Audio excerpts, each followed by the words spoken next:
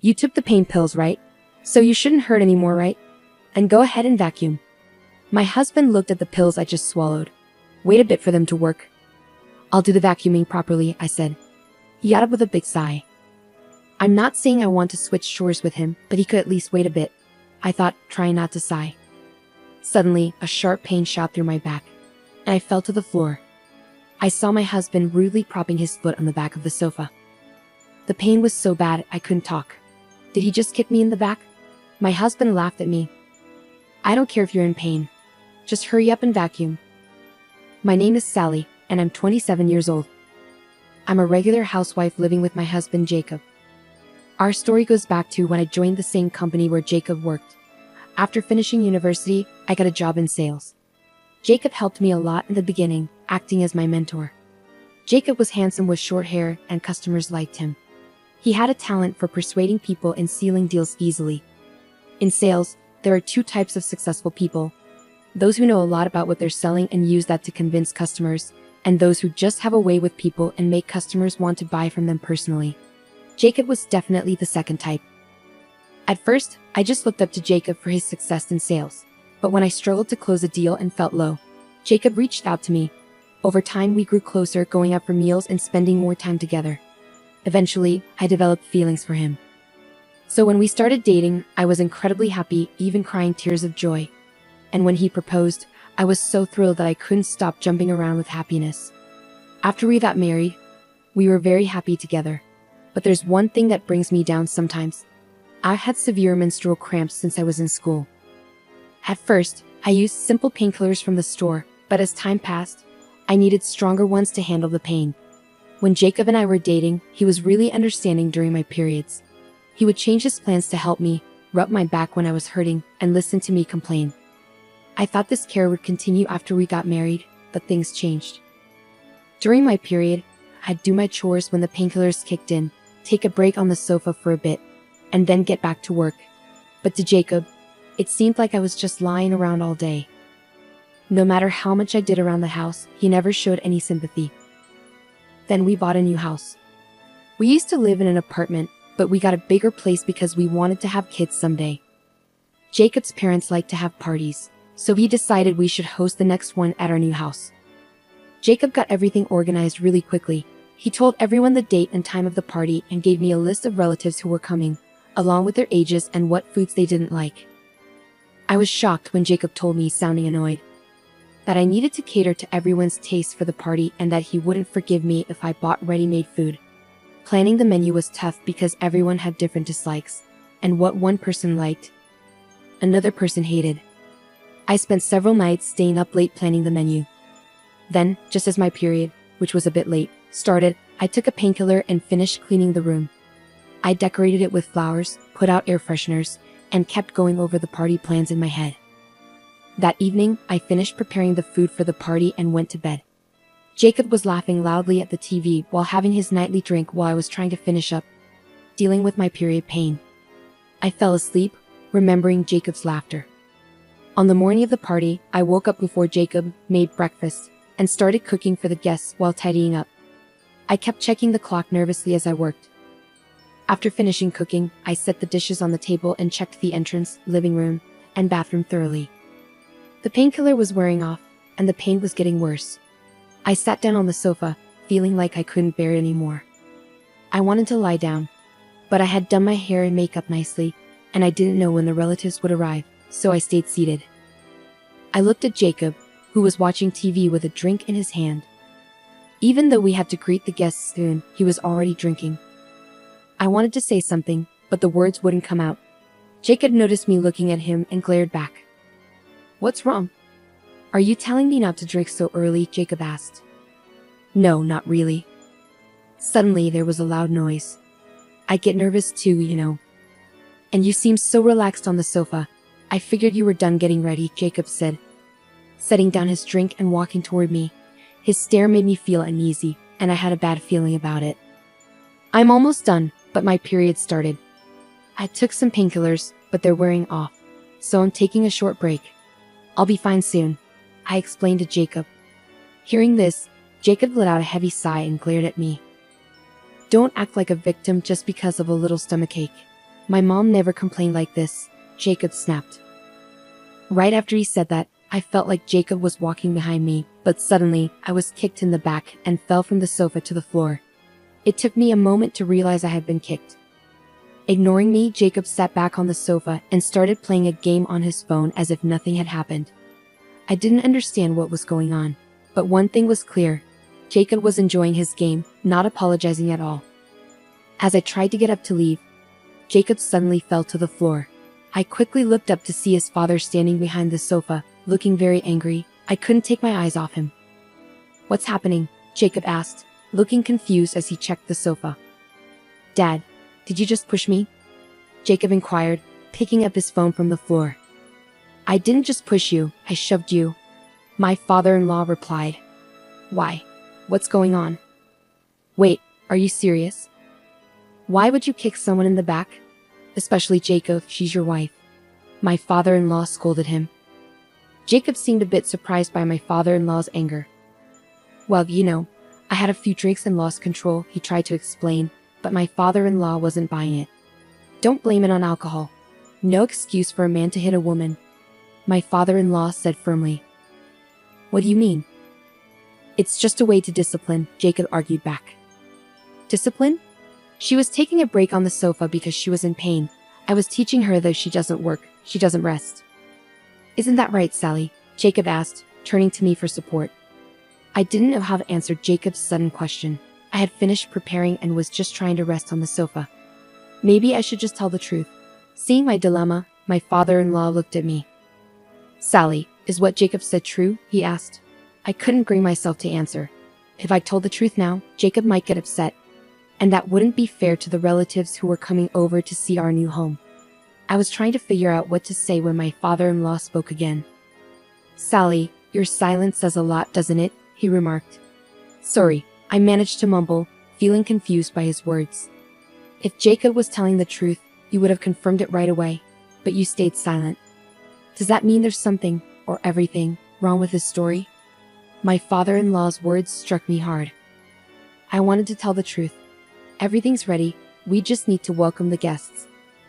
"I'm just not feeling well today," I said, trying to be diplomatic. "Ah, you're just on your period?" Jacob interjected abruptly. I felt like crying at his lack of sensitivity. I had carefully chosen my words to avoid such a direct topic in front of my father-in-law, and yet. "Stop saying my period is just an excuse for feeling unwell. If you're done with your tasks, just say so. It seems like you think I'm sitting around doing nothing because I haven't finished." Jacob kept talking, not noticing how hard I'd been working. That's how Jacob saw things. He didn't remember me telling him earlier that I was almost done with the preparations. He didn't see all the work I've been doing since early morning, even since yesterday, getting everything ready and cooking. He didn't see me taking pills to cope with the pain and keep going. He decided we'd have the gathering here but didn't lift a finger to help with the preparations or cooking. I did it all by myself. I started to get really angry. "Listen to me," I began, but Jacob cut me off. "She's always complaining about how bad her menstrual cramps are, but she never gets used to them. Every month when she gets her period, this is what happens," Jacob said, turning to his father. "Dad, Mom wasn't like this, right?" Jacob sought validation. "But it seems I made the right choice to come over early and help Sally since you, Jacob, decided to host this gathering without considering her." "What? Inconsiderate? Me? No, Jacob, that's you. If you had worked with Sally, you would have seen how hard she worked on the preparations despite her pain. Instead, what did you do? Did you start drinking before everyone arrived? You were the one slacking off, Jacob." My father-in-law's outburst shocked everyone there. Jacob seemed to shrink back at his father's words. I didn't want Jacob to regret this like I do. "I've tried to educate you about this, but..." My father-in-law sat down heavily, sighing deeply. "Your mother also suffered from severe menstrual cramps like Sally." As a man with no knowledge about menstruation, back when information wasn't as easily available as it is now, I used to think your mother, who couldn't handle her own body, was just being spoiled. I thought only people who couldn't manage themselves suffered from menstruation. My father-in-law spoke slowly, as if remembering the past, his gaze distant. "Back then, painkillers were just for peace of mind. Your mother, being a full-time housewife, was told by my mother to do all the household chores. no matter how much menstrual pain she was in. I didn't let her rest. Then, one day, your mother fainted. I rushed her to the hospital, and the doctor told us she had endometriosis. Because of that, her dream of giving you siblings became impossible. My father-in-law continued. Jacob listened intently, staring at my father-in-law's face. Every person's body is different, and not everyone will have the same experiences. But if you ignore severe menstrual pain, it can lead to illness. Your mother did get sick. She was dealing with household chores, raising children, caring for her in-laws, and living with an inconsiderate husband. She had many sources of stress. She ended up infertile and couldn't get pregnant as she had hoped. I blamed it on the times and blamed my mother, but I was wrong. It was my responsibility to understand. It's a pain that we men can't experience, so I should have properly listened to your mother and accepted her as she was. I failed to do that. It was my fault. I regret not challenging my mother's views and remaining ignorant, even now. My father-in-law spoke in a somber tone, gently supported by my mother-in-law. I could only nod to my mother-in-law, who had just arrived, with a sad smile on her face. You did your best to understand me, didn't you? Despite your demanding job, you even helped out with household chores.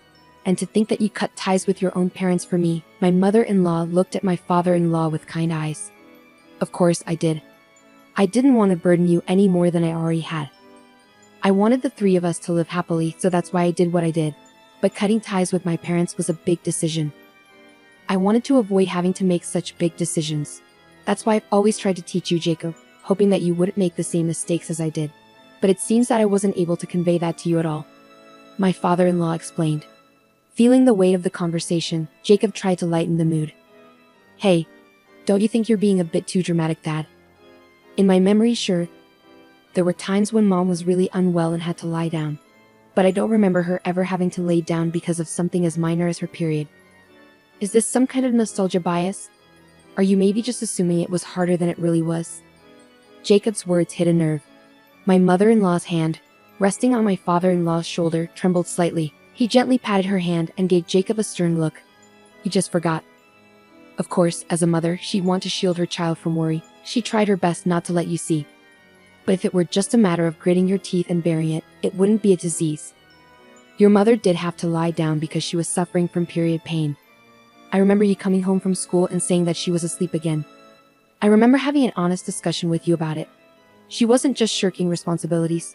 She had no choice but to lie down because she was unwell. It seems you didn't even notice that. You weren't looking at Sally, and you weren't looking at your mother either. My father-in-law expressed his disappointment. Upon hearing Jacob's words, my father-in-law looked visibly disheartened. I didn't know what to say or if I should even try to ease the tension. Just then, there was a knock at the door. Glancing at the clock, it was 5 minutes before our agreed gathering time. Despite my aching stomach, I hurriedly answered the door. As expected, it was one of our relatives. I quickly greeted them and rushed back to the front door. Upon opening it, all of our relatives stood there, holding a beautifully arranged bouquet of flowers as a housewarming gift. I thanked them warmly, provided guest slippers, and courteously ushered them into the living room. When all the relatives entered the living room, the tension between Jacob and my in-laws was palpable. The relatives exchanged uneasy glances with each other. What's happening? One of the relatives asked my father-in-law. Thanks for coming to Jacob's housewarming party. We were just in the middle of a disagreement, so I apologize for the tense atmosphere, my father-in-law explained. Jacob here thought Sally was just being lazy when she was actually resting on the sofa because she wasn't feeling well. He pushed her off the sofa. So I was reprimanding him. At my father-in-law's words, all the relatives looked shocked, and a younger woman among them approached me with concern. Are you okay? You must be exhausted from all the preparations, she said sympathetically. I shook my head in response. No, it's just... I'm dealing with really painful menstrual cramps. What are you saying? Even workplaces offer menstrual leave, you know. I've used it myself. The woman remarked in disbelief. The severity varies, but if it's really bad, you can take time off work. Why can't you rest at home? With determination, she turned her gaze towards Jacob, who seemed intimidated by the disapproving looks from his parents and all the relatives.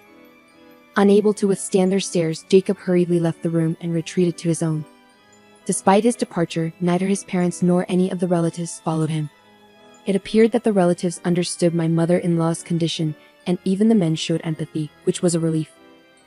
Immediately, my father-in-law and mother-in-law approached me, apologizing profusely for their son's behavior, while the relatives admired the newly constructed house and praised the delicious home-cooked meal I had prepared. Not a single person blamed me. Everyone was impressed by the meal I had served, and I received plenty of compliments. Feeling somewhat uplifted, the painkillers began to take effect, and I found myself enjoying the gathering. After some time, I received an email from Jacob.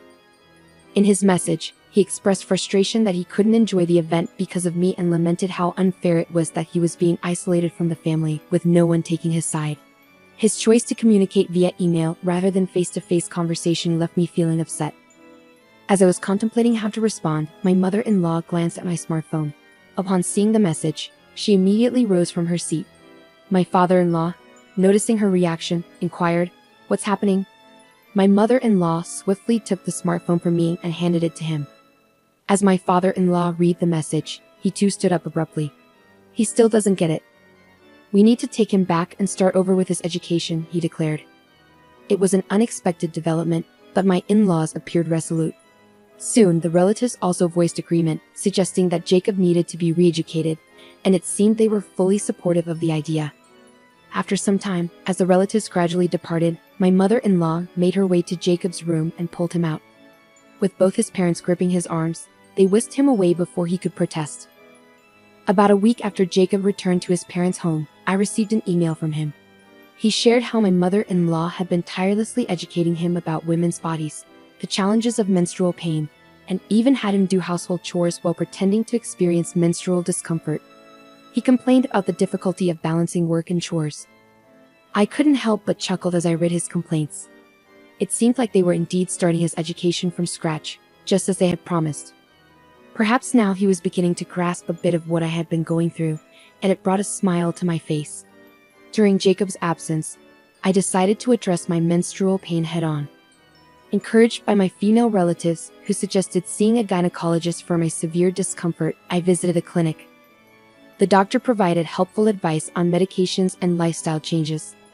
Living without Jacob's interference turned out to be surprisingly comfortable. I could go about my day at my own pace and rest on the sofa whenever I needed. It was a life where I could prioritize taking care of my body. I found myself wanting to prolong this peaceful period. Part of it was due to my mother-in-law's guidance, but mostly I simply enjoyed the relaxed lifestyle. I chose not to respond to any of Jacob's emails. A few weeks later, Jacob returned home with my in-laws. They sat him down at the dining table and handed him a business card.